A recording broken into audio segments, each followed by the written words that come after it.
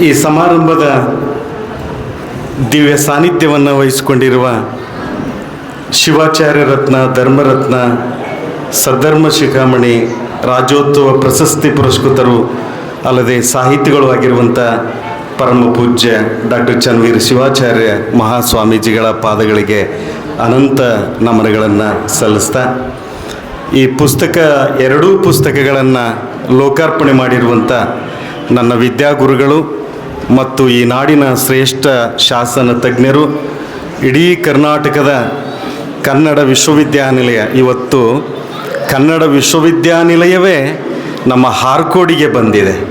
Doctor Paramashivamurthy sir ಬಂದಿದ್ದಾರೆ ಅಂತಂದರೆ ಕನ್ನಡ ವಿಶ್ವವಿದ್ಯಾನಿಲಯವೇ ನಮ್ಮ ಹಾರ್ಕೋಡಿಗೆ ಬಂದಿದೆ. ಆ ಪೂಜ್ಯರಿಗೂ ಮತ್ತು ಈ ಕಾರ್ಯಕ್ರಮದ ಅಧ್ಯಕ್ಷತೆಯನ್ನು ವಹಿಸಿಕೊಂಡಿರುವ ಹಿರಿಯರಾದ BK ಹಿರೇಮಠ್ ಸರ್ ಅವರಿಗೂ, ಉಪಸ್ಥಿತಿಯನ್ನು ಹೊಂದಿರುವಂಥ ಗುರುಗಳಾಗಿರುವಂಥ ಡಾಕ್ಟರ್ ಬಸವರಾಜ್ ಸಬ್ರತ್ ಸರ್ ಅವರಿಗೂ, ಡಾಕ್ಟರ್ ವಿಜಯಶ್ರೀ ಸಬ್ರತ್ ಸರ್ ಅವರಿಗೂ, ಭಾಳ ಅರ್ಥಗರ್ಭಿತವಾಗಿರುವಂಥ ಪ್ರಾಸ್ತಾವಿಕ ನುಡಿಗಳನ್ನಾಡಿ ಹೃದಯ ಸ್ಪರ್ಶಿ ಸ್ವಾಗತವನ್ನು ಕೋರಿರುವಂಥ ಸ್ನೇಹಿತ ಡಾಕ್ಟರ್ ಗವಿಸಿದ್ದಪ್ಪ ಪಾಟೀಲ್ರವರೇ, PK ಹಿರೇಮಠ್ ಸರ್ ಅವರೇ, ಡಾಕ್ಟರ್ ಶಾಂತಪ್ಪ ಡಂಬಾಳ್ ಅವರೇ, ಮಲ್ಲಿನಾಥ್ ಹಿರೇಮಠರವರೇ, ಮೇಘರಾಜ್ ನಾಗರಾಳ್ ಅವರೇ, ಸಿದ್ದರಾಮಪ್ಪ ಗುದ್ಗೆ ಅವರೇ, ಬಸವರಾಜ್ ಐನೋಳಿಯವರೇ, ಡಾಕ್ಟರ್ ರಾಜ್ಕುಮಾರ್ ಮಾಳ್ಗೆಯವರೇ, ಹಾಗೂ ವೇದಿಕೆಯ ಮುಂದುಗಡೆ ಕುಂತಿರುವಂಥ ಸಹೋದರಿ ಡಾಕ್ಟರ್ ಜಯದೇವಿ ಗಾಯಕ್ವಾಡ್ ಅವರೇ, ಡಾಕ್ಟರ್ ಬಿರದಾರ್ ಮೇಡಮ್ ಅವರೇ, ಇತರ ಸ್ನೇಹಿತರೇ ಮತ್ತು ಆರ್ಕೋಡಿನ ಎಲ್ಲ ಸಜ್ಜನರೇ ಮತ್ತು ಸ್ನೇಹಿತರೆ, ನಾನೊಬ್ಬ ಚರಿತ್ರೆಯ ವಿದ್ಯಾರ್ಥಿ. ಆದರೆ ಇವತ್ತು ನನ್ನನ್ನು ಎಳ್ಕೊಂಡು ಬಂದು ಈ ಬೀದರ ಜಿಲ್ಲೆಯ ತತ್ವಪದಕಾರರು ಅನ್ನುವಂಥ ಒಂದು ಕೃತಿಯನ್ನು ಪರಿಚಯ ಮಾಡಬೇಕು ಅಂತ ನನ್ನ ಸ್ನೇಹಿತರಾದ ಪಾಟೀಲ್ರವರು ಇಲ್ಲಿ ತಂದು ನಿಲ್ಲಿಸಿದ್ದಾರೆ. ಇದು ನನ್ನ ಪಾಲಿನ ಒಂದು ಭಾಗ್ಯ ಅಂತ ನಾನು ಅಂದ್ಕೊಂಡಿದ್ದೇನೆ. ಕಾರಣ ಏನು ಅಂದರೆ, ಈ ಹಾರ್ಕೋಡು ನನಗೆ ಬಹಳ ಸಂತೋಷ ಅನ್ನಿಸ್ತು. ರಾತ್ರಿ ಹೊತ್ತು ಒಬ್ಬ ಮೂಕ ಕನಸು ಕಂಡಿರ್ತಾನೆ. ಬೆಳಗ್ಗೆ ಎದ್ದ ತಕ್ಷಣವೇ ರಾತ್ರಿ ಏನು ಕನಸು ಕಂಡಿ ನೀನು ಅಂದರೆ ಆ ಮೂಕನಿಗೆ ಹೇಳಕ್ಕೆ ಬರೋದಿಲ್ಲ. ಒಬ್ಬ ತಾಯಿ ಒಂದು ಮಗುವಿಗೆ ಬೆಲ್ಲ ತಿನ್ನಿಸಿರ್ತಾಳೆ, ಅದು ರುಚಿ ಹೇಗಿದೆ ಅಂತ ಕೇಳಿದರೆ ಆ ಮಗುವಿಗೆ ಹೇಳಕ್ಕೆ ಬರೋದಿಲ್ಲ. ಹಾಗೆ ಈ ಹಾರ್ಕೋಡ್ ಬಗ್ಗೆ ನೀವೇನು ಕೇಳಿದ್ರು ನಾನು ಹಾಗೆ ಗೋಣಾಡಿಸ್ತೀನಿ, ಅಷ್ಟು ನನ್ನ ಮನಸ್ಸಿಗೆ ಒಂದು ಸಂತೋಷ ಆಗಿದೆ ಅನ್ನುವಂಥ ಮಾತನ್ನು ಈ ಸಂದರ್ಭದಲ್ಲಿ ಹೇಳ್ತಾ, ಇವತ್ತು ಭಾಳ ಮಹತ್ವದ 2 ಕೃತಿಗಳು ಇಲ್ಲಿ ಲೋಕಾರ್ಪಣೆಗೊಂಡಿವೆ. ನಾನು ಈ ಬೀದರ್ ಜಿಲ್ಲೆಯ ತತ್ವಪದಕಾರರ ಕುರಿತು ಒಂದು ಸಂಕ್ಷಿಪ್ತವಾಗಿ ಇಲ್ಲಿ ಮಾತಾಡ್ತೇನೆ. ಈ ಕೃತಿಯನ್ನು ರಚಿಸಿದಂಥವರು ಈ ನಾಡಿನ ಶ್ರೇಷ್ಠ ಚಿಂತಕರು, ವಿಮರ್ಶಕರು, ವಿದ್ವಾಂಸರು ಆಗಿರುವಂಥ ಮತ್ತು ನನಗೆ ಗುರು ಸಮಾನರು ಆಗಿರುವಂಥ ಡಾಕ್ಟರ್ ಬಸವರಾಜ್ ಸಬ್ರತ್ ಸರ್ ಅವರು. ಆಶ್ಚರ್ಯ ಅನ್ನಿಸ್ತದೆ, ಅವರು 200ಕ್ಕಿಂತ ಹೆಚ್ಚು ಒಳ್ಳೊಳ್ಳೆ ಕೃತಿಗಳನ್ನು ಈ ನಾಡಿನ ಚರಿತ್ರೆ, ಸಾಹಿತ್ಯ, ಸಂಶೋಧನೆಗೆ ಕೊಟ್ಟಂಥವರು. 400ಕ್ಕಿಂತ ಹೆಚ್ಚು ಸಂಶೋಧನಾ ಲೇಖನಗಳನ್ನು ಕೂಡ ಕೊಟ್ಟಂಥವರು. ಅವರ ಎಲ್ಲ ಬರಹಗಳನ್ನು ನಾವು ನೋಡಿದರೆ ಆ ಬರಹಗಳಲ್ಲಿ ಅವರ ವೈಚಾರಿಕ ಪ್ರಜ್ಞೆ, ಪ್ರಗತಿಪರ ಆಲೋಚನೆಗಳವರು ಅಲ್ಲೆಲ್ಲ ಎದ್ದು ಕಾಣ್ತಿರುವಂಥದ್ದು. ಈ ತತ್ವಪದ ಸಾಹಿತ್ಯದ ಕುರಿತು ಈ ಒಮ್ಮಿಂದೊಮ್ಮೆಲೆ ಈ ಕೃತಿಗಳು ಬಂದವುಗಳಲ್ಲ. ಸುಮಾರು 30 ವರ್ಷಗಳ ಕಾಲ ಅವರು ಮಾಡಿರ್ತಕ್ಕಂಥ ಕ್ಷೇತ್ರ ಕಾರ್ಯ, ಸಮೀಕ್ಷೆ, ಆ ತತ್ವ ಪದಗಳ ಕುರಿತಾಗಿರುವಂಥ ಅವ್ರದ್ದೇ ಆಗಿರುವಂಥ ಅಧ್ಯಯನ ಶಿಸ್ತು, ಅದನ್ನು ವಿಮರ್ಶೆ, ಇವೆಲ್ಲವುಗಳನ್ನು ಮಾಡ್ತಾ ಒಂದು ರೀತಿಯಲ್ಲಿ ತಲಸ್ಪರ್ಶಿ ಅಧ್ಯಯನವನ್ನು ಮಾಡಿ ಇವತ್ತು ಬೀದರ್ಲಿಂದ ಹಿಡ್ಕೊಂಡು ಇಡೀ ನಮ್ಮ ಕಲ್ಯಾಣ ಕರ್ನಾಟಕದ ಎಲ್ಲ ಜಿಲ್ಲೆಯ ತತ್ವಪದಕಾರರ ಕುರಿತು ತಲಸ್ಪರ್ಶಿಯಾಗಿರ್ತಕ್ಕಂಥ ಒಂದು ಅಧ್ಯಯನವನ್ನು ಮಾಡಿ ಕೃತಿಯ ರೂಪದಲ್ಲಿ ತಂದಿರುವಂಥವರು. ನಾನು ಆರಂಭದಿಂದ ನೋಡಿದ್ದೇನೆ. ಅವರು ಬಹಳ ಉಡಿದು ಹಿಡಿತಿದವರು. ಯಾವುದನ್ನು ಹಿಡ್ಕೊಳ್ತಾರೋ ಅವರು ಬಿಡೋದಿಲ್ಲ, ಅದು ಮುಗಿಸುವವರೆಗೂ ಅವರು ಬಿಡೋದಿಲ್ಲ. ಅವರು ಯಾವತ್ತು ಗಟ್ಟಿಯಾದದ್ದನ್ನೇ ಮಾತಾಡಿದಂಥವರು ಮತ್ತು ಗಟ್ಟಿಯಾದದ್ದನ್ನೇ ಬರೆದವರು. ಅವರು ಯಾವತ್ತು ಗಟ್ಟಿಯಾದದ್ದನ್ನೇ ಬರೆದಂಥವರು ಮತ್ತು ಗಟ್ಟಿಯಾದದ್ದನ್ನೇ ಮಾತಾಡಿದಂಥವರು. ಇವತ್ತಿಗೂ ಯಾರ ಮುಲಾಜಿಗೂ ಅವರು ಇಲ್ಲ. ಮತ್ತು ಅವರು ನೇರ ನಡೆನುಡಿ ಅವರದು. ಯಾವತ್ತು ನೇರ ನುಡಿಯನ್ನು ತಮ್ಮ ಇದರಲ್ಲಿ ಬೆಳೆಸ್ಕೊಂಡಂಥವ್ರು. ಅವರು ಕೇವಲ ಬರವಣಿಗೆಗೆ ತಮ್ಮ ವ್ಯಕ್ತಿತ್ವವನ್ನು ಸೀಮಿತಗೊಳಿಸಿದಂಥವರಲ್ಲ. ಹಿಂದೆ ಅನೇಕ ಹೋರಾಟಗಳನ್ನು ಮಾಡಿದ್ದಾರೆ ಅವರು. ಇವತ್ತಿಗೂ ಕೂಡ ಅನೇಕ ಹೋರಾಟಗಳನ್ನು ಮಾಡ್ತಾ ಇದ್ದಾರೆ. ದೇವದಾಸಿ ವಿಮೋಚನಾ ಹೋರಾಟ ಆಗಿರ್ಬೋದು, ಅಂತರಜಾತಿ ವಿವಾಹಕ್ಕೆ ಪ್ರೋತ್ಸಾಹವನ್ನು ನೀಡಿರುವಂಥದ್ದಾಗಿರ್ಬೋದು, ಈ ಅಸ್ಪೃಶ್ಯತಾ ನಿವಾರಣೆಯ ಕುರಿತಾಗಿ ದಲಿತ ಬಂಡಾಯ ಚಳುವಳಿ, ಇವೆಲ್ಲವುಗಳಲ್ಲಿ ತೊಡಗಿಸಿಕೊಂಡಂಥವರು ಡಾಕ್ಟರ್ ಬಸವರಾಜ್ ಸಬ್ರತ್ ಸರ್ ಅವರು. ಇವತ್ತು ಅವ್ರ ಜೊತೆ ಡಾಕ್ಟರ್ ವಿಜಯಶ್ರೀ ಮೇಡಮ್ ಅವರು ಕೂಡ ಬಂದಿದ್ದಾರೆ. ಅವರು ಕೂಡ ಒಳ್ಳೆಯ ಈ ನಾಡಿನ ಚಿಂತಕರು. ನಮ್ಮ ಪಾಟೀಲ್ರವರು ಹೇಳಿದರು, ಇವತ್ತು ಈ ಜೋಡಿಗಳು ಕರ್ನಾಟಕದಲ್ಲಿ ಕೆಲವೊಂದು ಜೋಡಿಗಳು ತಮ್ಮನ್ನು ತಾವು ಈ ಕರ್ನಾಟಕದ ಸಾಹಿತ್ಯವನ್ನು, ಕರ್ನಾಟಕದ ಸಂಸ್ಕೃತಿಯನ್ನು ಬೆಳೆಸಲಿಕ್ಕೆ ತೊಡಗಿವೆ. ಇನ್ನೊಬ್ಬರ ಹೆಸರನ್ನು ಮರೆತರು ಅವರು. ನಮ್ಮ ಪಾಟೀಲ್ರಿ ಮತ್ತು ನಮ್ಮ ಮೇಡಮ್ ಅವರು, ಗಾಯಕ್ವಾಡ್ ಮೇಡಮ್ ಅವರು ಕೂಡ ಇವತ್ತು ಇಡೀ ಕರ್ನಾಟಕದಲ್ಲಿ ಹೆಸರು ಮಾಡತಕ್ಕಂಥ ಒಂದು ಕೆಲಸವನ್ನು ಮಾಡಿದ್ದಾರೆ. ಅಂಥವರನ್ನು ಗುರುತಿಸಿ ಇವತ್ತೇನು ನಮ್ಮ ಹಾರ್ಕೋಡ್ ಮಠ ಇಲ್ಲಿ ಕರೆಸಿ ಅವರಿಗೆ ಪ್ರೋತ್ಸಾಹ ಮಾಡ್ತಕ್ಕಂಥ ಒಂದು ಕೆಲಸವನ್ನು ಮಾಡ್ತಾ ಇದೆಯಲ್ಲ, ನಿಜವಾಗ್ಲೂ ನಮ್ಮ ಹಾರ್ಕೋಡ್ ಅಜ್ಜವರು, ಅವ್ರದ್ದು ತಾಯಿ ಹೃದಯ. ಒಂದು ಪಟ್ಟಿ ನೋಡಿದರೆ ನಮಗೆ ಆಶ್ಚರ್ಯ ಅನ್ನಿಸ್ತದೆ. ಎಷ್ಟು ಜನರನ್ನು, ವಿದ್ವಾಂಸರನ್ನು ಇಲ್ಲಿ ಕರೆಸಿ ಅವ್ರ ಕೃತಿಗಳನ್ನು ಬಿಡುಗಡೆ ಮಾಡಿ ಅವರಿಗೆ ಆಶೀರ್ವಾದ ಮಾಡಿರುವಂಥದ್ದು ಬಹಳ ದೊಡ್ಡದಾಗಿರ್ತಕ್ಕಂಥ ಕೆಲಸ. ಇವತ್ತು ನಾವು ಮಾತಾಡ್ತೀವಿ, ಹೋಗ್ತೀವಿ, ನಮ್ಮ ಮಾತುಗಳು ಗಾಳಿಗೆ ತೇಲ್ಕೊಂಡು ಹೋಗ್ತವೆ. ಆದರೆ ಅವರು ಬರೆದದ್ದನ್ನು ಪ್ರಕಟ ಮಾಡೋದ್ರ ಮೂಲಕ ಇಡೀ ನಮ್ಮ ನಾಡಿನ ಒಂದು ಸಂಸ್ಕೃತಿಯನ್ನು ಕಟ್ಟಿಕೊಡ್ತಕ್ಕಂಥ ಒಂದು ಕೆಲಸವನ್ನು ಇಲ್ಲಿ ಅಜ್ಜವರು ಮಾಡ್ತಾ ಇದ್ದಾರೆ. ಈ ಮಠವನ್ನು ಒಂದು ಪುಸ್ತಕದ ಕಾಶಿಯನ್ನಾಗಿ ಅವರು ಮಾಡಿರುವಂಥದ್ದು ಬಹಳ ನಿಜವಾಗಲೂ ಒಂದು ಸಂತೋಷದ ಸಂಗತಿ. ಮತ್ತು ಸಾಮಾಜಿಕ ಸೌಹಾರ್ದತೆಯನ್ನು ಈ ಮಠದ ಬಗ್ಗೆ ನಾನು ಓದಿದ್ದೇನೆ. ಇದೊಂದು ರೀತಿಯಲ್ಲಿ ಈ ಸಾಮಾಜಿಕ ಸೌಹಾರ್ದತೆಯನ್ನು ಸದಾ ಕಾಪಾಡಿಕೊಂಡು ಬಂದಂಥ ಒಂದು ನೆಲ. ಜನ ಬದುಕಬೇಕು ಅಂತಂದು ಹುಟ್ಟಿದ ಸಾಹಿತ್ಯವನ್ನು ಇವತ್ತು ಅಜ್ಜವರು ಇಲ್ಲಿ ಪ್ರಕಟ ಮಾಡ್ತಕ್ಕಂಥದ್ದು ಭಾಳ ನಿಜವಾಗಲೂ ನಮ್ಮೆಲ್ಲರಿಗೆ ಒಂದು ಹೆಮ್ಮೆ ತರತಕ್ಕಂಥ ಕೆಲಸ. ಒಂದು ಕಾಲದಲ್ಲಿ ಈ ನೆಲ ಉರ್ದು ಭಾಷೆ ಆಡಳಿತ ಇದ್ದರೂ ಕೂಡ ಕನ್ನಡವನ್ನು ಕಟ್ಟಿ, ಕನ್ನಡವನ್ನು ಹಾಡಿ ಆ ಬೆಳಗಿಸಿರ್ತಕ್ಕಂಥ ಒಂದು ಕೀರ್ತಿಗೆ ಇಲ್ಲಿಯ ತತ್ವಪದಕಾರರು, ಇಲ್ಲಿ ಅನೇಕ ಜನ ಕಾರಣರಾಗಿದ್ದಾರೆ. ಅವರೆಲ್ಲರ ಹೆಜ್ಜೆ ಗುರುತುಗಳನ್ನು ಇವತ್ತು ಈ ಮಠ ಇಲ್ಲಿ ಸಾಕ್ಷೀಕರಿಸಿಕೊಂಡಿದೆ. ಇವತ್ತು ಈ ಬೀದರ್ ಜಿಲ್ಲೆಯ ತತ್ವಪದಕಾರರು ಅನ್ನುವಂಥ ಈ ಕೃತಿ 6 ಅಧ್ಯಾಯಗಳನ್ನು ಇದು ಒಳಗೊಂಡಿದೆ. ಈ ಕೃತಿಗೆ ಪೂಜ್ಯರಾಗಿರ್ತಕ್ಕಂಥ ಅಜ್ಜವರು ಒಂದು ಆಶೀರ್ವಚನವನ್ನು ಬರೆದಿದ್ದಾರೆ. ಅದು ಒಂದು ರೀತಿಯಲ್ಲಿ ಮುಕುಟಪ್ರಾಯವಾಗಿದೆ. ನಮ್ಮ ಡಾಕ್ಟರ್ ಎಸ್.ಎಂ. ಹಿರೇಮಠ ಸರ್ ಅವರು ಇದಕ್ಕೆ ಮುನ್ನುಡಿಯನ್ನು ಬರೆದು ಈ ಕೃತಿಯಲ್ಲಿರುವಂಥ ಅನೇಕ ಒಳಸುಳಿವುಗಳನ್ನು ನಮ್ಮ ಮುಂದೆ ಬಿಚ್ಚಿಟ್ಟಿದ್ದಾರೆ. ಸಹೋದರಿ ಡಾಕ್ಟರ್ ಜಯದೇವಿ ಗಾಯಕ್ವಾಡ್ ಅವರು ಇದಕ್ಕೆ ಬೆನ್ನುಡಿಯನ್ನು ಬರೆದು ಡಾಕ್ಟರ್ ಸಬರೀಶ್ ಸರ್ ಅವರ ಸಾಹಿತ್ಯಿಕ ಸಾಧನೆ ಮತ್ತು ಇಲ್ಲಿಯ ತತ್ವಪದಕಾರರ ವೈವಿಧ್ಯಮಯವಾಗಿರ್ತಕ್ಕಂಥ ಒಂದು ಚಿತ್ರಣವನ್ನು ಅವರಿಲ್ಲಿ ಕಟ್ಟಿಕೊಡ್ತಕ್ಕಂಥ ಒಂದು ಕೆಲಸವನ್ನು ಮಾಡಿದ್ದಾರೆ. ಮೊದಲನೇ ಅಧ್ಯಾಯದಲ್ಲಿ ಈ ಜಿಲ್ಲೆಯ ಚಾರಿತ್ರಿಕ ಹಿನ್ನೆಲೆಯನ್ನು ಕಟ್ಟಿಕೊಟ್ಟಿದ್ದಾರೆ. ಮೌರ್ಯರಿಂದ ಹಿಡ್ಕೊಂಡು ಇವತ್ತೇನು ಹೈದರಾಬಾದ್ ನಿಜಾಮರ ಆಳ್ವಿಕೆಗಳು ಒಳಪಟ್ಟಿರ್ತಕ್ಕಂಥ ಈ ಪ್ರದೇಶದಲ್ಲಿ, ಆದರೆ ತತ್ವಪದಕಾರರಿಗೂ ಇಲ್ಲಿರುವಂಥ ಐತಿಹಾಸಿಕ ಹಿನ್ನೆಲೆಗೂ ಯಾವುದೇ ರೀತಿಯ ಸಂಬಂಧ ಇಲ್ಲದೆ ಹೋದರೂ ಕೂಡ 18-19ನೇ ಶತಮಾನದಲ್ಲಿದ್ದಾಗ ಇಲ್ಲಿ ಹೈದರಾಬಾದ್ ನಿಜಾಮರು ಆಳ್ವಿಕೆ ಮಾಡ್ತಾಯಿದ್ರು. ಆದರೆ ಅವರ ಕುರಿತಾಗಿ ಕ್ವಚಿತ್ತಾಗಿ ಕೆಲವೊಬ್ಬ ಪದಕಾರರು ಮಾತಾಡ್ತಾ ಹೋಗ್ತಾರೆ ಅನ್ನುವಂಥ ವಿಚಾರವನ್ನು ಹೇಳ್ತಾ, ಈ ತತ್ವಪದಕಾರರಿಗೆ ರಾಜಕೀಯ ಮುಖ್ಯ ಆಗಿರಲಿಲ್ಲ, ಅವರು ಆಧ್ಯಾತ್ಮ ಅವರಿಗೆ ಮುಖ್ಯ ಆಗಿತ್ತು ಅನ್ನುವಂಥ ಒಂದು ವಿಚಾರವನ್ನು ಡಾಕ್ಟರ್ ಬಸವರಾಜ್ ಸಬರಸ್ ಸರ್ ಅವರು ಈ ಕೃತಿಯಲ್ಲಿ ಹೇಳ್ತಾ ಹೋಗ್ತಾರೆ. ಈಗಾಗಲೇ ಗುರುಗಳು ಮಾತಾಡಿದ್ರು, ಇದು ಶರಣರ ನೆಲ. ಇಲ್ಲಿ ಶರಣರು ಒಂದು ರೀತಿಯ ಚಳುವಳಿಯನ್ನು ಮಾಡಿದರೆ, ಇವತ್ತು ನಮ್ಮ ಕನ್ನಡ ಸಾಹಿತ್ಯ ಲೋಕದಲ್ಲಿ 18 ಮತ್ತು 19ನೇ ಕನ್ನಡ ಸಾಹಿತ್ಯ ಚರಿತ್ರೆ ಕತ್ತಲೆ ಯುಗ ಅಂತ ಕರೀತಾರೆ. ಆದರೆ ಈ ಕಲ್ಯಾಣ ಕರ್ನಾಟಕ ಭಾಗದಲ್ಲಿ ಆ ಕತ್ತಲೆಯನ್ನು ತುಂಬಿಕೊಟ್ಟವರು ಯಾರು ಅಂದರೆ ನಮ್ಮ ತತ್ವಪದಕಾರರು. ಆ ಗ್ಯಾಪ್ ಏನು ಇತ್ತಲ್ಲ, ಆ ಗ್ಯಾಪನ್ನು ಮುಚ್ಚಲಿಕ್ಕೆ ಇಲ್ಲಿ ತತ್ವಪದಕಾರರ ಒಂದು ಚಳುವಳಿಯೇ ನಡೀತು ಅನ್ನುವಂಥದ್ದನ್ನು ನಾವು ಯಾರೂ ಮರಿಬಾರ್ದು.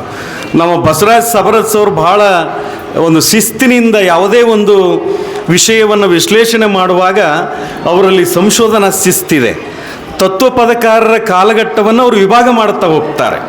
ಮೊದಲನೇ ಕಾಲಘಟ್ಟದಲ್ಲಿ ಈ ಭಾಗದಲ್ಲಿ ಪದ ಸಾಹಿತ್ಯ ಇಡೀ ಕರ್ನಾಟಕದಾದ್ಯಂತ ಶ್ರೀಮಂತವಾಗಿರುವಂಥ ಸಂದರ್ಭದಲ್ಲಿ 12ನೇ ಶತಮಾನದಲ್ಲಿ ಶರಣರು ಬರೆದಿರ್ತಕ್ಕಂಥ ಅನೇಕ ವಚನಗಳು ನಮ್ಮ ಮಧ್ಯೆ ಇವೆ. ಅನೇಕ ಸ್ವರವಚನಗಳನ್ನು ಕೆಲವೊಬ್ಬ ಶರಣರು ಬರೆದರು.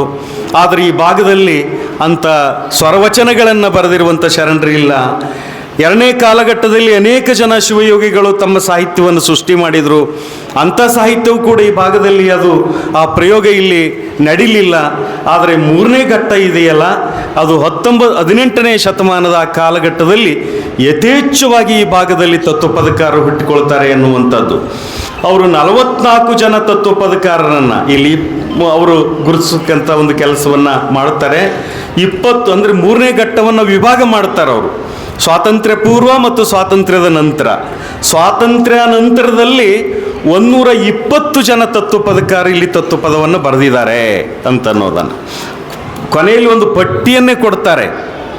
ಆ ಪಟ್ಟಿಯನ್ನು ಇಟ್ಕೊಂಡು ನಾವು ಇವತ್ತು ಸಂಶೋಧನೆ ಮಾಡಲಿಕ್ಕೆ ಹೊರಟ್ರೆ ಇನ್ನೂ ಅನೇಕ ಜನ ಇಂಥ ತತ್ವಪದಕಾರರ ಚರಿತ್ರೆಯನ್ನು ಕಟ್ಟಿಕೊಡಲಿಕ್ಕೆ ಇಲ್ಲಿ ಸಾಧ್ಯತೆ ಇದೆ.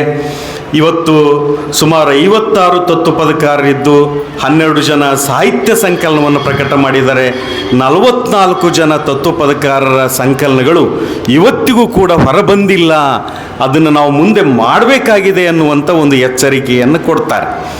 ಇವರು 3ನೇ ಒಂದು ಅಧ್ಯಾಯದಲ್ಲಿ ಸುಮಾರು 12 ಜನ ತತ್ವಪದಕಾರರು, ನಮ್ಮ ಮರಕುಂದಿ ಬಸವಣ್ಣಪ್ಪ 1780ರಿಂದ ಹಿಡ್ಕೊಂಡು ಜಯದೇವಿ ತಾಯಿ ಲಿಗಾಡೆ 1912ರಿಂದ 1983ರವರೆಗಿದ್ದಂಥ ಜಯದೇವಿ ತಾಯಿ ಲಿಗಾಡೆಯವರೆಗೆ ಅವರ ಬದುಕನ್ನು, ಅವರ ಜೀವನ ಚರಿತ್ರೆಯನ್ನು ಕಟ್ಟಿಕೊಡೋದ್ರ ಮೂಲಕ ಅವರು ಏನೇನು ತತ್ವಪದ ಸಾಹಿತ್ಯಕ್ಕೆ ತಮ್ಮ ಕೊಡುಗೆಯನ್ನು ಕೊಟ್ಟರು ಅನ್ನೋದನ್ನು ಹೇಳ್ತಾರೆ. ನಾವು ಇವತ್ತು ಗಮನಿಸಬೇಕು. ನಾವು ಬರೀ ತತ್ವಪದಗಳನ್ನು ಸಂಗ್ರಹ ಮಾಡ್ತೀವಿ, ತತ್ವಪದಗಳನ್ನು ವಿಶ್ಲೇಷಣೆ ಮಾಡ್ತೀವಿ, ತತ್ವಪದಗಳನ್ನು ಬದುಕಿಗೆ ಅನ್ವಯಿಸಿ ಹೇಳ್ತೀವಿ. ಆದರೆ ಅದನ್ನು ಬರೆದವರು ಯಾರು ಅಂತನ್ನುವಂಥದ್ದನ್ನು ಆ ತತ್ವಪದಕಾರರು ತಮ್ಮ ತತ್ವಪದದಲ್ಲಿ ತಮ್ಮ ಪರಿಚಯವನ್ನು ಮಾಡಿಕೊಂಡಿರೋದಿಲ್ಲ. ಆದರೆ ಒಬ್ಬ ಪ್ರಬುದ್ಧ ಲೇಖಕ ಅಥವಾ ಆ ಪ್ರಜ್ಞೆಯನ್ನು ಇಟ್ಟುಕೊಂಡಿರ್ತಕ್ಕಂಥ ಒಬ್ಬ ಲೇಖಕ ಈ ತತ್ವಪದವನ್ನು ಬರೆದಂಥವರು ಯಾರು, ಅದು ಅವರ ಹಿನ್ನೆಲೆ ಏನು, ಅವರು ಹೇಗೆ ಹುಟ್ಟಿ ಬೆಳೆದು ಬಂದರು ಅನ್ನುವಂಥದ್ದನ್ನು ಕೂಡ ಇಲ್ಲಿ ಸೆರೆ ಹಿಡಿತಕ್ಕಂಥ ಒಂದು ಕೆಲಸವನ್ನು ಡಾಕ್ಟರ್ ಬಸವರಾಜ್ ಸವರತ್ ಸರ್ ಅವರು ಮಾಡಿದ್ದಾರೆ ಅಂತನ್ನುವಂಥದ್ದು. ನಮ್ಮ ಮರಕುಂದಿ ಬಸವಣ್ಣಪ್ಪನವರು ಬಸವಸ್ತುತಿಯನ್ನು ಹಳೆಗನ್ನಡ ಶೈಲಿಯಲ್ಲಿ ಬರೆಯೋದ್ರ ಮೂಲಕ ಬಸವ ಪುರಾಣವನ್ನು ಯಾರ್ಯಾರು ಬರೆದರು ಅನ್ನುವಂಥದ್ದನ್ನು ತನ್ನ ಚರಿತ್ರೆಯಲ್ಲಿ ಹೇಳಿಕೊಟ್ಟಂಥ ವಿಚಾರ. ನಮ್ಮ ಮಲ್ಲಿಕಾರ್ಜುನ ಚಾಮರೆಡ್ಡಿಯವರು, ನಮಗೆ ಆಶ್ಚರ್ಯ ಅನ್ನಿಸ್ತದೆ, ಒಂದು ಗುಬ್ಬಿ, ಆ ಗುಬ್ಬಿಯ ಕುರಿತು ತತ್ವಪದ ಬರೀತಾರೆ, ಅನೇಕ ವಿಷಯಗಳ ಕುರಿತು ಬರೀತಾರೆ. ಅವರು ಗುಬ್ಬಿ ಕಾಯಕ್ಕೆ ಕಳಿಸಿದ್ರಂತೆ. ಗುಬ್ಬಿ ಕಾಯಕ್ಕೆ ಕಳಿಸಿದಾಗ ಗುಬ್ಬಿ ಕಾಯ್ದೆ ಗುಬ್ಬಿ ಬೆಳೆ ತಿಂದು ಹೋಗಲಿ ಅಂತ ಬಿಟ್ಟರು ಅವರು. ಆ ಗುಬ್ಬಿಗಳು ಬಂದು ಇನ್ನು ಬೆಳೆ ತಿನ್ನಲಿ, ನೀರು ಕುಡಲಿ ಅಂತೇಳಿ ಅವತ್ತು ಮನುಷ್ಯರಂತೆ ಗುಬ್ಬಿಗೂ ಕೂಡುವ ತಿನ್ನುವ ಹಕ್ಕಿದೆ ಅನ್ನುವಂಥದ್ದು ನಮ್ಮ ಸಂವಿಧಾನ ಹೇಳುತ್ತಲ್ಲ. ಈ ದೇಶದಲ್ಲಿ ಯಾರಾದರೂ ಒಬ್ಬ ವ್ಯಕ್ತಿ ಹಸಿವಿನಿಂದ ಸತ್ತರೆ ನಮ್ಮನ್ನು ಆಳುವಂಥ ಸರ್ಕಾರ ಮುಖ್ಯವಾದ ಕಾರಣ ಆಗುತ್ತೆ ಅಂತ. ಅಂದರೆ ಹಸುವಿನ ಹಕ್ಕು ಕೂಡ ಜನರಿಗಿದೆ ಅಂತ. ಹಾಗೆ ಆ ಗುಬ್ಬಿ ಪ್ರಕೃತಿಯಿಂದ ಬಂದದ್ದನ್ನು ತಿನ್ನೋ ಹಕ್ಕಿದೆ ಅನ್ನುವಂಥದ್ದನ್ನು, ಆ ಸಂವಿಧಾನಾತ್ಮಕವಾಗಿರುವಂಥ ಸಮಾನತೆಯ ಹಕ್ಕನ್ನು ನಮ್ಮ ಮಲ್ಲಿಕಾರ್ಜುನ ಚಾಮರೆಡ್ಡಿ ಕೊಟ್ಟಿದ್ದು. ನಮ್ಮ ಮಾಣಿಕ್ ಪ್ರಭುರಾಜ್ ಅಂತೂ ಇಡೀ ತಮ್ಮ ತತ್ವಪದದಲ್ಲಿ ಬಸವಣ್ಣನ ನೆನೆಸದೆ ನಮ್ಮ ನಿಜಲಿಂಗ ಭದ್ರೇಶ್ವರ ಜಾತಿ ಜಂಗಮಕಿ ಬಾತ್ ಮುಸಲ್ಮಾನಕಿ ಎನ್ನುವಂಥ ಒಂದು ತತ್ವಪದ, ಬಹಳ ಪ್ರಸಿದ್ಧ ತತ್ವಪದ.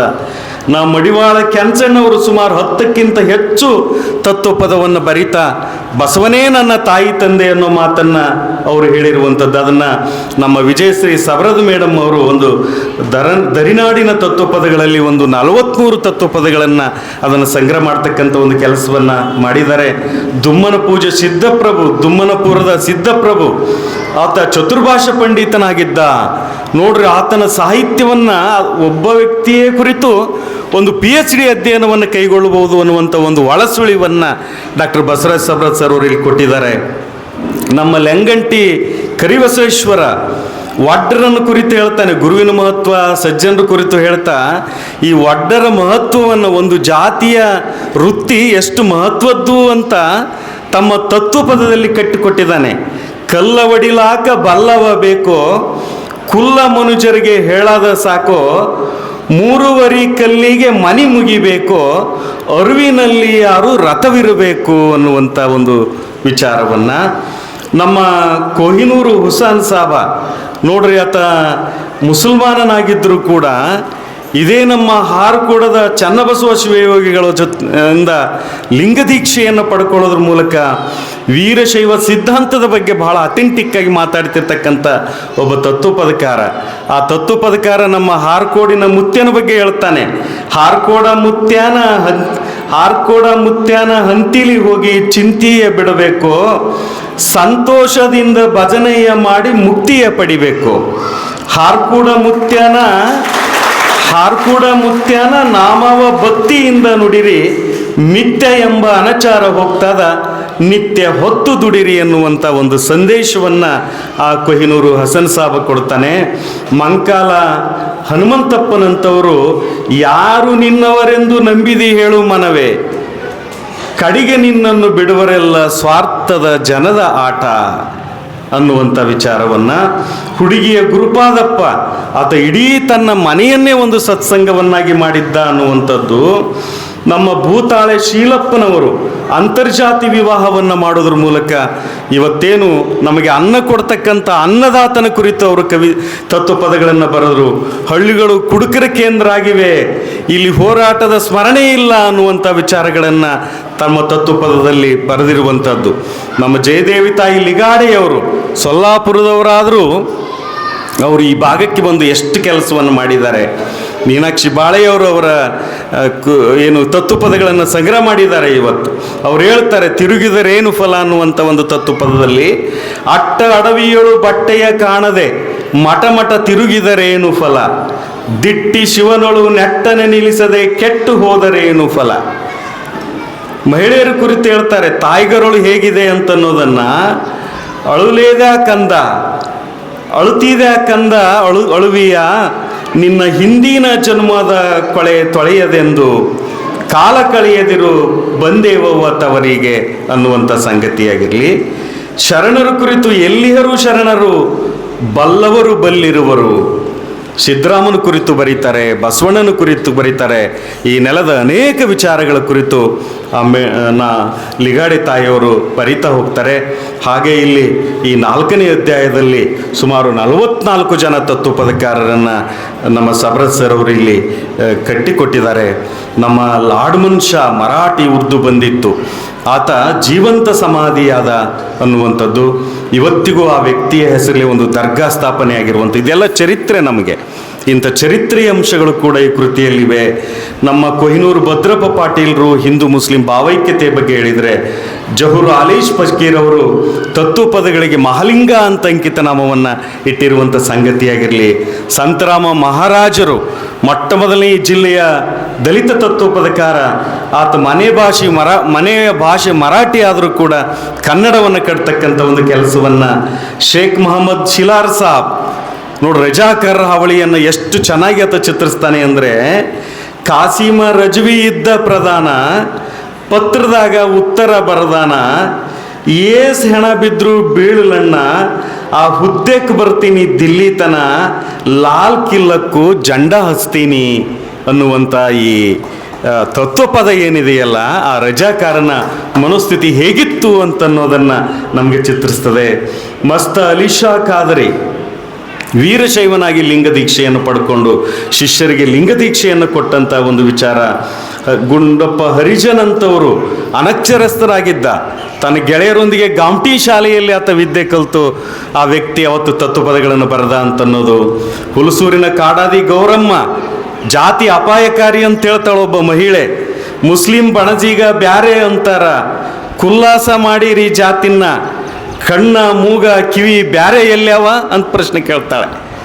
ನಾವು ಜಾತಿ ಮಾಡ್ತೀವಲ್ಲ, ನಮ್ಮೆಲ್ಲರಿಗೆ ಕಣ್ಣು ಕಿವಿ ಮೂಗು ಬ್ಯಾರೆ ಅದೇವನು ಅಂತ ಪ್ರಶ್ನೆ ಕೇಳುವಂಥದ್ದು. ದನ್ನೂರಿನ ತಾಯಮ್ಮ ಹೆಣ್ಣುಮಕ್ಕಳಿಗೆ ಎಚ್ಚರಿಕೆ ಕೊಡ್ತಾಳ, ಈ ಸಮಾಜ ಎಲ್ಲರಿಂದ ತುಂಬಿದೆ, ನೀವು ಸ್ವಲ್ಪ ಎಚ್ಚರದಿಂದಿರವ, ಹುಚ್ಚರದ್ಯಾರ ತುಚ್ಚರದ್ಯಾರ ಒಳ್ಳೆಯವರದ್ಯಾರ ಎಲ್ಲರನ್ನೂ ನೋಡ್ಕೊಂಡು ನೀವು ಬದುಕ್ರಿ ಅಂತ. ಕೇದಾರ ಅಲ್ಲಿಲ್ಲ ನೋಡ್ರಿ, ಆಕಿ ಅಂಥ ವಿಚಾರಗಳನ್ನು ಹೇಳ್ತಾಳೆ ಅಂದರೆ, ಕೇದಾರಕ್ಕೆ ನಾ ಬಂದೆ ಬದರಿಗೆ ನಾ ಹೋದೆ, ಕೇದಾರ ಅಲ್ಲಿಲ್ಲ ಬದರಿಯೂ ಕಂಡಿಲ್ಲ, ತಾಯಮ್ಮನಂಥವರು ಯಾರೂ ಇಲ್ಲ. ಕಾಸಿಗೆ ಹೋಗಾಕ ಏಸೊಂದು ದಿನ ಬೇಕ, ನಮ್ಮ ಜನಪದಿಗರಿತಿ ಹೇಳ್ತಾಳಲ್ಲ, ಕಾಸಿಗೆ ಹೋಗಾಕ ಏಸೊಂದು ದಿನ ಬೇಕ, ತಾ ಸೊತ್ತಿನ ಹಾದಿ ತವರೂರು ಮನೆಯಾಗ ಕಾಸಿ ಕುಂತಾಳ ಹಡದವ್ವ. ಆ ಕಾಸಿಗಿನ ದೊಡ್ಡಕಿನನ್ನ ಹಡದ ತಾಯಿ, ಅಕ್ಕಿನ ನಾವು ನೆನೆಸ್ಬೇಕು ಅನ್ನುವಂಥ ತಾಯಮ್ಮನ ಮಾತಾಗಿರಲಿ. ಇನ್ನೂ ಅನೇಕ ವಿಚಾರಗಳನ್ನು ಆ ಹೆಣ್ಮಗಳು ನಮಗೆ ಹೇಳ್ತಾಳೆ. ಈ ಫೈಮುದಾ ಪಾತಿಮಾಳ ಅನ್ನುವಂಥವಳು ಬಸವ ಕಲ್ಯಾಣದ ಒಬ್ಬ ತತ್ವಪದಗಾರ್ತಿ. ಅಲ್ಲಾಹೋ ಅಕ್ಬರ ಅನತಿ ಯಾಕ ಕೇಳ್ತಾಳಕ್ಕೆ, ಅಲ್ಲಾಹೋ ಅಕ್ಬರ ಅನತಿ ಯಾಕ, ಅಲ್ಲಾಹೋ ಅಕ್ಬರ ಅನತಿ ಯಾಕ, ಅಲ್ಲಾನ ದಿಲ್ ನೀ ತಿಳ್ಕೊಂಡಿಲ್ಲ ಯಾಕ, ಅಲ್ಲ ಅಂತ ಚೀರುತಿ ಯಾಕ, ಅಲ್ಲಾನು ಕ್ಯೂಡ ಅಂದ್ಕೊಂಡಿದ್ದ್ಯಾಕ. ಇಂಥ ಅನೇಕ ಪ್ರಶ್ನೆಗಳನ್ನು ಒಬ್ಬ ಮಹಿಳೆ ಫಾತಿಮಾ ಇಲ್ಲಿ ಮಾಡ್ತಾಳೆ. ಬಸವಣ್ಣನೇ ಅಲ್ಲ ನೋಡು ಅನ್ನೋ ವಿಚಾರವನ್ನು ಕೊನೆಗೆ ಹೇಳ್ತಾ, ಬಸವಣ್ಣನ ನಾಮ ರೋಜಿನ ಹಾಡು, ಬಸವಣ್ಣನ ಗುಣ ಪಡ್ಕೋ ನೋಡು ಅನ್ನುವಂಥ ಒಂದು ಎಚ್ಚರಿಕೆಯನ್ನು ಕೂಡ ಆಕೆ ಕೊಡ್ತಾ ಹೋಗ್ತಾಳೆ. 5ನೇ ಅಧ್ಯಾಯದಲ್ಲಿ ಆಧುನಿಕ ಪದಕಾರರು ಸುಮಾರು 124 ಆ ತತ್ವ ಪದಕಾರರ ಪಟ್ಟಿಯನ್ನು ಡಾಕ್ಟರ್ ಬಸವರಾಜ ಸಾಬರದ್ ಸರ್ ಅವರು ಕೊಟ್ಟಿರುವಂಥದ್ದು ಸಾಮಾನ್ಯ ಸಂಗತಿಯಲ್ಲ. ಯಾಕೆ ಈ ಪಟ್ಟಿಯನ್ನು ಕೊಟ್ಟರು ಅಂದರೆ ಯಥೇಚ್ಛವಾಗಿರ್ತಕ್ಕಂಥ ಒಂದು ಕ್ಷೇತ್ರ ಕಾರ್ಯವನ್ನು ಅವರಿವತ್ತು ಮಾಡಿದ್ದಾರೆ. ಕೊನೆಯ ಅಧ್ಯಾಯದಲ್ಲಿ ಇಡೀ ಒಟ್ಟಾರೆಯಾಗಿರುವಂಥ ಈ ತತ್ವಪದಕಾರ ಸಮೀಕ್ಷೆಯನ್ನು, ಸಮಯದ ಅಭಾವ ಇರೋದರಿಂದ ನಾನು ಸಂಕ್ಷಿಪ್ತಗೊಳಿಸಿ ಮುಂದಕ್ಕೆ ಹೊರಟಿದ್ದೇನೆ. 6ನೇ ಅಧ್ಯಾಯದಲ್ಲಿ ಈ ಹೈದರಾಬಾದ್ ಕರ್ನಾಟಕ ಭಾಗದಲ್ಲಿ ಅತಿ ಹೆಚ್ಚು ತತ್ವಪದಗಳು ಹುಟ್ಟಿಕೊಂಡಿದ್ದು, ತತ್ವಪದಕಾರರು ಹುಟ್ಟಿದ್ದು ಈ ಬೀದರ್ ಜಿಲ್ಲೆ ಅನ್ನುವಂಥದ್ದನ್ನು, ಮತ್ತು ಈ ಜಿಲ್ಲೆಯ ಪ್ರಥಮ ತತ್ವಪದಕಾರ ಮರಕುಂದಿ ಬಸವಣ್ಣಪ್ಪ. ಆತನ ತತ್ವಪದಗಳೆಲ್ಲ ಬಹಳ ಮೌಲಿಕವಾದಂಥವುಗಳು ಅಂತ ಹೇಳ್ತಾರೆ. ಮತ್ತು ಈ ಜಿಲ್ಲೆಯಲ್ಲಿ ಮುಸ್ಲಿಂ ತತ್ವಪದಕಾರರು ಅನೇಕರು ಇದ್ದಾರೆ. ಅದರಲ್ಲಿ ಮೊಟ್ಟ ಮೊದಲನೆಯ ಮುಸ್ಲಿಂ ತತ್ವಪದಕಾರ ಜಹೂರ್ ಅಲಿ ಶಾ ಫಕೀರ್ ಅನ್ನುವಂಥವರು. ಹಾಗೆ ನಮ್ಮ ಕೊಹಿನೂರ್ ಹುಸೇನ್ ಸಾಬ್ರ ಬಗ್ಗೆ ಜಯಶ್ರೀ ಸಬರದ್ ಮೇಡಮ್ ಅವರು ಒಂದು ಕೃತಿಯನ್ನು ಕೂಡ ತಂದಿದ್ದಾರೆ. ಮತ್ತು ಅನೇಕ ಜನ ದಲಿತ ತತ್ವಪದಕಾರರನ್ನು ಇಲ್ಲಿ ಗುರುತಿಸೋದ್ರ ಮೂಲಕ ಸಂತರಾಮ ಮಹಾರಾಜ ಈ ಜಿಲ್ಲೆಯ ಮೊಟ್ಟ ಮೊದಲನೆಯ ದಲಿತ ತತ್ವಪದಕಾರ ಅಂತ. ಇವತ್ತು ಅನೇಕ ಜನ ಮಹಾನ್ ಪುರುಷರನ್ನು, ಅನೇಕ ಜನ ಶರಣರನ್ನು, ಅನೇಕ ಜನ ತತ್ವಪದಕಾರರನ್ನು ಜಾತಿ ಹಿಡ್ಕೊಂಡು ಜಾತಿ ಹುಡುಕ್ಲಿಕ್ಕೆ ಹೊರಟಿದ್ದೀವಿ. ಆದರೆ ಅವರನ್ನು ಕೆಲವೊಂದು ಸಲ ಜಾತಿಗೆ ಅಂಟಿಸಿ ಮಾತಾಡ್ತಾ ಇರ್ತೀವಿ. ಆದರೆ ಇಲ್ಲಿ ಜಾತ್ಯತೀತ ಪರಂಪರೆ ಅನ್ನುವಂಥದ್ದು ಕೂಡ ನಮ್ಮ ಮುಂದೆ ಇದೆ. ನಾವು ಅವರ ಚರಿತ್ರೆಯನ್ನು ಬರೆಯುವಾಗ ಅವ್ರದ್ದು ಯಾವ ಜಾತಿ ಅಂತ ನಾವು ಅದನ್ನು ಯಾವ ಜಾತಿಯಲ್ಲಿ ಅವರು ಹುಟ್ಟಿದ್ರು ಅಂತ ಬರೆಯೋದು ನಮ್ಮ ತಪ್ಪಲ್ಲ. ಯಾಕಂದರೆ ಆಯಾ ಜಾತಿಯವರು ಆಯಾ ಜಾತಿಯಲ್ಲಿ ಹುಟ್ಟಿದ ತಮ್ಮ ಮಹಾನ್ ವ್ಯಕ್ತಿಯ ಕುರಿತು ಒಂದು ಅಭಿಮಾನವನ್ನು ಇಟ್ಕೊಂಡಿರ್ತಾರೆ. ಆದರೆ ಆ ವ್ಯಕ್ತಿ ಜಾತಿಯನ್ನು ಮೀರಿದ ವ್ಯಕ್ತಿ, ಬದುಕನ್ನು ಪ್ರೀತಿಸಿದ ವ್ಯಕ್ತಿ ಅಂತನ್ನೋದನ್ನು ಈ ಕೃತಿಯುದ್ದಕ್ಕೂ ಬಸವರಾಜ ಸಾಬರದ್ ಸರ್ ಅವರು ಅದನ್ನು ಕಾಪಿಟ್ಟುಕೊಂಡು ಬಂದು ಆ ವ್ಯಕ್ತಿಯ ಹುಟ್ಟಿದ ಹಿನ್ನೆಲೆ ಏನು, ಆತ ಏನನ್ನು ಹೇಳ್ತಾ ಇದ್ದಾನೆ ಅನ್ನುವಂಥ ಒಂದು ವಿಚಾರವನ್ನು ಬಹಳ ಅತ್ಯಂತ ಮಾರ್ಮಿಕವಾಗಿ ಈ ಕೃತಿಯಲ್ಲಿ ಗುರುತಿಸ್ತಕ್ಕಂಥ ಒಂದು ಕೆಲಸವನ್ನು ಮಾಡಿದ್ದಾರೆ. ಇಡೀ ಇಲ್ಲಿಯ ತತ್ವ ಪದಗಳನ್ನು ನಾವು ನೋಡಿದರೆ ಅನೇಕ ರೀತಿಯ ವೈವಿಧ್ಯತೆಯಿಂದ ಅವು ಕೂಡಿವೆ. ಇಲ್ಲಿಯ ಬದುಕಿನ ಬಗ್ಗೆ ಹೇಳ್ತವೆ, ಇಲ್ಲಿಯ ಕೋಮು ಸೌಹಾರ್ದತೆಯ ಬಗ್ಗೆ ಹೇಳುತ್ತವೆ, ಮತ್ತು ಇನ್ನೂ ಅನೇಕ ವಿಚಾರಗಳನ್ನು ಈ ತತ್ವಪದಗಳು ಹೇಳ್ತಾ ಹೋಗ್ತವೆ. ಇವತ್ತು ಕೇವಲ ತತ್ವಪದವನ್ನು ಸಂಪಾದನೆ ಮಾಡಿದರೆ ಸಾಲದು, ಆ ತತ್ವಪದಕಾರರ ಜೀವನ ಚರಿತ್ರೆಯನ್ನು ಸೆರೆ ಹಿಡಿಯೋದಿದೆಯಲ್ಲ, ಅದು ಬಹಳ ಮುಖ್ಯವಾಗಿರ್ತಕ್ಕಂಥ ಕೆಲಸ. ಇವತ್ತು ನಾವು ಚರಿತ್ರೆಯನ್ನು ಸಂಶೋಧನೆ ಮಾಡುವವರು ಸಬಾಲ್ಟರ್ನ್ ಹಿಸ್ಟ್ರಿ ಅಂತ ಒಂದು ಸಂಶೋಧನೆ ಬಂದಿದೆ. ನಿರ್ಲಕ್ಷಿತರ ಒಂದು ಬದುಕನ್ನು, ನಿರ್ಲಕ್ಷಿತವಾಗಿರ್ತಕ್ಕಂಥ ವಿಷಯವನ್ನು ಸಂಶೋಧನೆ ಮಾಡಬೇಕು ಅಂತ. ಹಾಗೆ ಈ ಕೃತಿ ತತ್ವಪದಗಳನ್ನು ಕೇಂದ್ರೀಕರಿಸಿದ್ರೂ ಕೂಡ ಒಂದು ಸಾಮಾಜಿಕ ಚಿತ್ರಣವನ್ನು, ಸಾಮಾಜಿಕ ಬದುಕನ್ನು, ಆ ತತ್ವಪದಕಾರನ ಹಿನ್ನೆಲೆಯನ್ನು ಭಾಳ ಸೈದ್ಧಾಂತಿಕವಾಗಿ ಕಟ್ಟಿಕೊಡುವಂಥ ಒಂದು ನಿಟ್ಟಿನಲ್ಲಿ ಬಸವರಾಜ ಸಾಬರದ್ ಸರ್ ಅವರು ಮಾಡಿದಾರಲ್ಲ, ಇದು ನಮ್ಮ ಸಬಾಲ್ಟರ್ನ್ ಚರಿತ್ರೆಗೆ ಒಂದು ಹೊಸ ಸೇರ್ಪಡೆ ಅಂತಂದು ನಾನು ಅಂದುಕೊಂಡಿದ್ದೇನೆ. ಮತ್ತು ಈ ತತ್ವಪದಕಾರರು ಎಲ್ಲೆಲ್ಲಿ ಸಮಾಧಿಗಳಿವೆ ಅಂತನ್ನೋದನ್ನೂ ಕೂಡ ಅವರು ಗುರುತಿಸಲಿಕ್ಕೆ ಮುಖ್ಯವಾಗಿರ್ತಕ್ಕಂಥ ಕಾರಣ ಅವರು ಯಥೇಚ್ಛವಾಗಿರ್ತಕ್ಕಂಥ ಕ್ಷೇತ್ರ ಕಾರ್ಯ. ಈ ತತ್ವಪದಗಳನ್ನು ಓದ್ತಾ ಹೋದರೆ ನಮ್ಮ ಭಾಗದಲ್ಲಿ ಇರಲಾರದ ಈ ಭಾಗದಲ್ಲಿಯೇ ಇರುವಂಥ ಕೆಲವೊಂದು ಕನ್ನಡದ ಪದಗಳಿವೆ. ಬಹುತೇಕ ಅಂಥ ಪದಗಳನ್ನು ಇಟ್ಕೊಂಡು ಒಂದು ತತ್ವಪದದ ಶಬ್ದಕೋಶವನ್ನು ಈ ಭಾಗಕ್ಕೆ ಒಂದು ತಯಾರು ಮಾಡಿದರೆ ಬಹಳಷ್ಟು ಉಪಯೋಗ ಆಗುತ್ತೆ ಅನ್ನುವಂಥದ್ದು. ನಮ್ಮ ಭಾಷೆಯ ಜೀವಂತಿಕೆಯನ್ನು ಈ ಕೃತಿ ನಿಜವಾಗಲೂ ಕೂಡ ಉಳಿಸಿದೆ. ಕನ್ನಡ ನಿಶಬ್ದಗೊಂಡಿರ್ತಕ್ಕಂಥ ಈ ಹೈದರಾಬಾದ್ ಕರ್ನಾಟಕದಲ್ಲಿ ಈ ಕನ್ನಡ ಮತ್ತು ಬದುಕಿನ ದ್ರವ್ಯವನ್ನು ಕಾಪಿಟ್ಟುಕೊಂಡವರು ಇಲ್ಲಿಯ ತತ್ವಪದಕಾರರು ಅಂತ ನಾವು ಇವತ್ತು ನಾವು ಗಮನಿಸಬೇಕಾಗಿದೆ. ಈ ತತ್ವಪದಕಾರರು ಹುಟ್ಟುವಾಗ ಇವರಿಗೆ ಹೆಸರಿರಲಿಲ್ಲ, ಹುಸಿರಿತ್ತು. ಆದರೆ ತತ್ವಪದಕಾರರು ಇಲ್ಲಿಂದ ಅವರು ಸಾಯುವಾಗ ಅವ್ರಿಗೆ ಉಸಿರಿರಲಿಲ್ಲ, ಆ ಹೆಸರಿತ್ತು. ಆ ಹೆಸರನ್ನು ಈ ನೆಲದಲ್ಲಿ ಬಿಟ್ಟು ಕೊಟ್ಟು ಹೋಗಿದ್ದಾರೆ. ಅವರ ಲೋಕಾನುಭವ ಇಲ್ಲಿಯ ತತ್ವಪದಗಳಲ್ಲಿ ಅದು ಮಡುಗಟ್ಟಿದೆ. ಸಮಾಜಕ್ಕೆ ಆದರ್ಶ ಆಗ್ತಕ್ಕಂಥ ಅನೇಕನ ಬದುಕಿನ ಸೂಕ್ಷ್ಮತೆಗಳನ್ನು ಈ ಕೃತಿಯಲ್ಲಿ ಸೆರೆ ಹಿಡಿದಿದ್ದಾರೆ. ಇದರಲ್ಲಿ ಸಂಘರ್ಷದ ಒಳನೋಟಗಳಿವೆ, ಮಾನವೀಯ ಮೌಲ್ಯಗಳಿವೆ, ಅನೇಕ ತುಡಿತ ತೀವ್ರತೆಗಳಿವೆ, ಕೋಮು ಸೌಹಾರ್ದತೆ ಈ ಕೃತಿಯಲ್ಲಿದೆ, ಮತೀಯ ಸಹಿಷ್ಣುತೆ ಇದೆ, ಸಾಂಸ್ಕೃತಿಕ ಸಮನ್ವಯತೆಯನ್ನು ಅತ್ಯಂತ ಪರಿಣಾಮಕಾರಿಯಾಗಿ ಈ ತತ್ವಪದಕಾರರ ಮೂಲಕ ಬಿಂಬಿಸ್ತಕ್ಕಂಥ ಒಂದು ಕೆಲಸವನ್ನು ಇವತ್ತು ಡಾಕ್ಟರ್ ಬಸವರಾಜ ಸಬ್ರದರವರು ಮಾಡಿದ್ದಾರೆ. ಇವತ್ತು ನಮ್ಮ ಪಠ್ಯ ಪುಸ್ತಕಗಳು ಕೂಡ ಇಂಥ ತತ್ವಪದಕಾರರ ಕುರಿತು ಮತ್ತು ಇಂಥ ತಾತ್ವಿಕ ಅಂಶಗಳ ಕುರಿತು ನಮ್ಮ ಮಕ್ಕಳಿಗೆ ಕಲಿಸಿದರೆ ಆ ಮಕ್ಕಳ ಬದುಕು ಪಾವನ ಆಗುತ್ತೆ ಅನ್ನುವಂಥ ಮಾತನ್ನು ಹೇಳ್ತಾ, ಯಾರು ತಮಗೋಸ್ಕರ ಬದುಕ್ತಾರೋ ಜನ ಅವರನ್ನು ನೆನೆಸೋದಿಲ್ಲ. ಯಾರು ಸಮಾಜಕ್ಕೋಸ್ಕರ ಬದುಕ್ತಾರೋ, ಯಾರು ನೆಲಕ್ಕಾಗಿ ಬದುಕ್ತಾರೋ, ಯಾರು ತಮ್ಮ ಸಂಸ್ಕೃತಿಗಾಗಿ ಬದುಕ್ತಾರೋ ಅಂಥವರನ್ನು ನಮ್ಮ ಜನ, ನಮ್ಮ ಸಮಾಜ ನೆನೆಸ್ತದೆ. ಇವತ್ತು ಈ ತತ್ವಪದಕಾರರು ತಮಗಾಗಿ ಬದುಕಿದವರಲ್ಲ, ಇವರು ಸಮಾಜಕ್ಕಾಗಿ, ಈ ನೆಲದ ಸಂಸ್ಕೃತಿಗಾಗಿ ಬದುಕಿದಂಥವರು. ಹೀಗಾಗಿ ನಾವೆಲ್ಲರೂ ಇವತ್ತು ಅವ್ರ ಬಗ್ಗೆ ಈ ಕುಂತು ನಾವು ಚಿಂತನ ಮಂಥನವನ್ನು ಮಾಡ್ತಾ ಇದ್ದೇವೆ. ಅನೇಕ ಹಿರಿಯರು ಈ ಕೃತಿಯನ್ನು ಬರೆದಿದ್ದಾರೆ. ತಾಯಿಗರುಳಿನ ಪೂಜ್ಯರು ಇಂಥ ಕೃತಿಗಳನ್ನು ಇವತ್ತು ಇಲ್ಲಿ ಪ್ರಕಟ ಮಾಡೋದ್ರ ಮೂಲಕ ಈ ನಾಡಿಗೆ ಅವನ್ನು ಪಸರಿಸ್ತಕ್ಕಂಥ ಒಂದು ಕೆಲಸವನ್ನು ಮಾಡ್ತಾ ಇದ್ದಾರೆ ಅನ್ನೋ ಮಾತನ್ನು ಈ ಸಂದರ್ಭದಲ್ಲಿ ಹೇಳ್ತಾ, ತತ್ವಪದಕಾರರ ಕುರಿತು, ಹಾರ್ಕೋಡದ ಕುರಿತು ಎಷ್ಟು ಮಾತಾಡಿದರೂ ಕಡಿಮೆನೆ. ಅದಕ್ಕೆ ನಮ್ಮ ಜನಪದ ಗೆರತಿ ಒಂದು ಮಾತು ಹೇಳ್ತಾಳೆ, ಆಗ್ಯಾವ ನಮ್ಮ ಜೋಳ ಉಳಿದಾವ ನಮ್ಮ ಹಾಡ, ಈಗ ಸಾಕವ್ವ ನನ್ನ ಕೈಯ ಜೇಕಿ ನುಂಗು ರಸವೆದಾದ. ನಾನು ಬೀಸಕ್ಕೆ ಕುಂತೀನಿ ಜೋಳ ತಗೊಂಡು, ಬೀಸಿ ನನ್ನ ಜೋಳ ಎಲ್ಲ ಹಾಗೆ ಹೋಗ್ಯಾವೆ, ನಾನು ಹಾಡುವಂಥ ಪದಗಳು ಹಾಗೆಯೇ ಉಳಿದಿವೆ. ನನ್ನ ಕೈಯಲ್ಲಿ ನಾನು ಜೇಕಿನ ಉಂಗುರ ಹಾಕ್ಕೊಂಡಿದ್ದೆ, ಬೀಸಿ ಆ ಜೇಕಿನ ಉಂಗುರನೂ ಸೌದು ಹೋಗಿದೆ, ಆದರೆ ನಾನಾಡುವ ಹಾಡುಗಳು ಹಾಗೆ ಉಳಿದುಕೊಂಡಿವೆ ಅನ್ನೋ ರೀತಿಯಲ್ಲಿ ಈ ತತ್ವಪದಕಾರರ ಕುರಿತು, ಈ ಮಠದ ಕುರಿತು ಎಷ್ಟು ಮಾತಾಡಿದರೂ ಕಡಿಮೆ ಅನ್ನೋ ಮಾತನ್ನು ಈ ಸಂದರ್ಭದಲ್ಲಿ ಹೇಳ್ತಾ, ನನ್ನನ್ನು ಪ್ರೀತಿಯಿಂದ ಇಲ್ಲಿಗೆ ಕರೆಸಿ ಒಂದು 4 ಮಾತುಗಳನ್ನು ಆಡಲಿಕ್ಕೆ ಅವಕಾಶವನ್ನು ಕೊಟ್ಟು ನನಗೆ ಆಶೀರ್ವಾದ ಮಾಡಿರುವಂಥ ಹಾರ್ಕೋಡ್ ಅಜ್ಜವರಿಗೂ ಮತ್ತು ಸ್ನೇಹಿತರಾದ ಪಾಟೀಲ್ರವರಿಗೂ, ನನ್ನ ಮಾತುಗಳನ್ನು ಆಲಿಸಿರುವಂಥ ತಾವೆಲ್ಲ ಸಜ್ಜನ ಬಂಧುಗಳು, ನನಗೆ ಭಾಳ ಖುಷಿ ಆಗ್ತದೆ. ಇನ್ನೂ ಮಾತಾಡಬೇಕನ್ನಿಸ್ತದೆ ನಿಮ್ಮನ್ನು ನೋಡಿದರೆ. ಅಷ್ಟು ನಿಶಬ್ದರಾಗಿ ಚಪ್ಪಾಳೆಯನ್ನು ಹಾಕ್ತಾ ಪ್ರೋತ್ಸಾಹವನ್ನು ಕೊಡುವಂಥ ನಿಮ್ಮ ಆ ಸೀಮಂತ ಹೃದಯಕ್ಕೆ ನಾನು ಅನಂತ ಧನ್ಯವಾದಗಳನ್ನು ಅರ್ಪಿಸಿ ನನ್ನ ಮಾತುಗಳನ್ನು ಮುಗಿಸ್ತೇನೆ. ನಮಸ್ಕಾರ.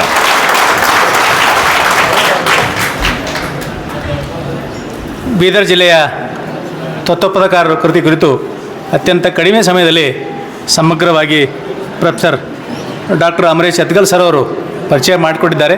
ಪುಸ್ತಕ ತಕ್ಷಣ ಓದಬೇಕು ಅನ್ನುವಂಥ ಕುತೂಹಲ ನಮ್ಮನ್ನೆಲ್ಲ ಮೂಡಿಸಿದ್ದಾರೆ.